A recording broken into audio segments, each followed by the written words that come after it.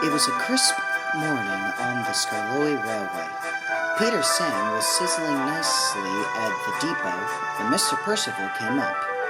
I have a special for you that you need to pick up at the steamworks. It's 3 coaches that go by Ada, Jane, and Mabel. Oh yes, I remember those coaches. Peter Sam took them with some television men on the railway back in 1959. Well then, isn't that a treat? Bursting with excitement, Peter Sam raced away. Gee willikers, I never seen Peter Sam so excited before. Well, I don't blame him. I'd be with delight as well if I had an honour like that.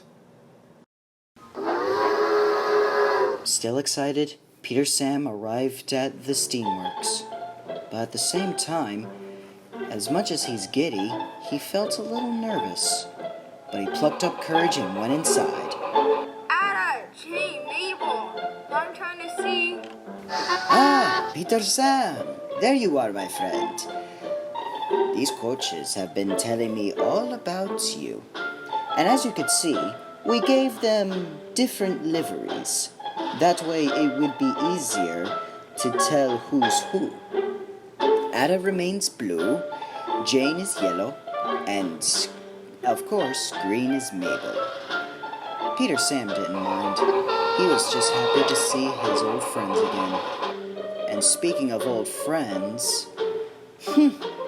Well, youngster, I hope you're still not mad about our guaranteed connection. Let's make bygones be bygones. Peter Sam was letting his imagination run wild. He wondered what kind of passengers he would pick up.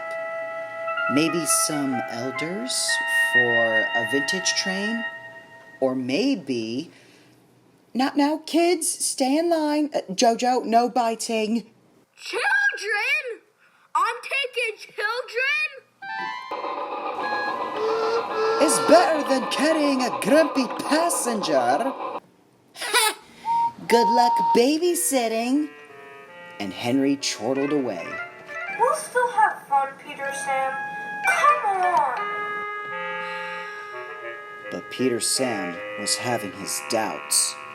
Instead of something special like a vintage train, he was giving a tour of the entire railway.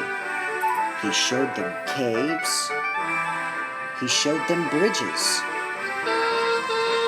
He showed them stations.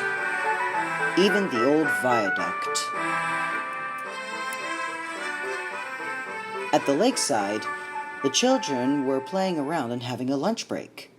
But Peter Sam was still cross. All he wanted was a special. I'd rather do some important walk, not take children on a field trip. Several miles ahead of the line, Rusty was doing his usual maintenance, making sure the rails were safe to travel on.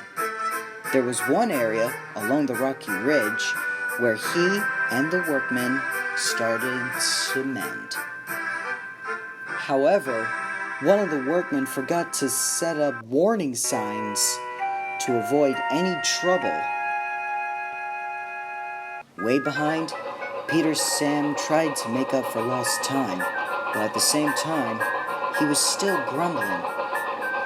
He wanted to make this day as special as he can for the old coaches. He didn't know that the points were still switched on the track that needed mending.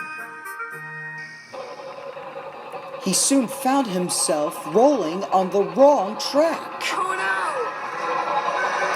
Be careful. The tracks are very bumpy. There's a view.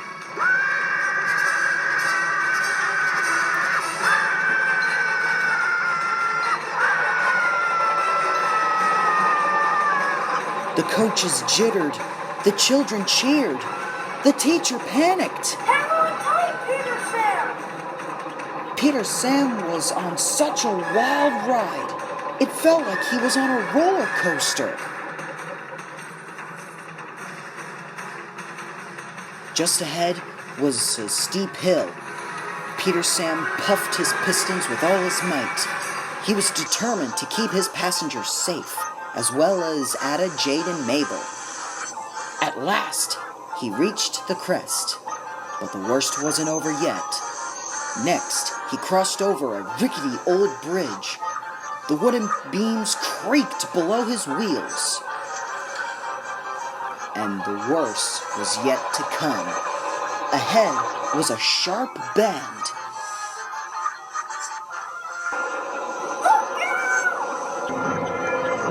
Peter Sam tilted ferociously across the rails.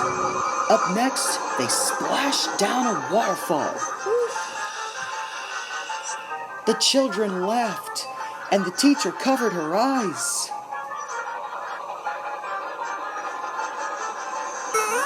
Peter Sam had never been more terrified in his life. Offset Castle was just ahead. Peter Sam applied his brakes as hard as he could. At last, the wild ride concluded. "Phew," said the teacher, making sure everyone was all right. Peter Sam sighed of relief, but he was worried about the coach's safety more than his own. Late afternoon, he decided to rest at one of the sheds at Offset Castle. Millie was there, who just completed her side of the tour with the coaches. Is everything alright, Peter Sam? Today was rough. I just wanted to have a grand time with Anna and Jane and Mabel. Oh, Peter Sam. Whether it's TV people, children, or veterans, we'll always have a good time with you.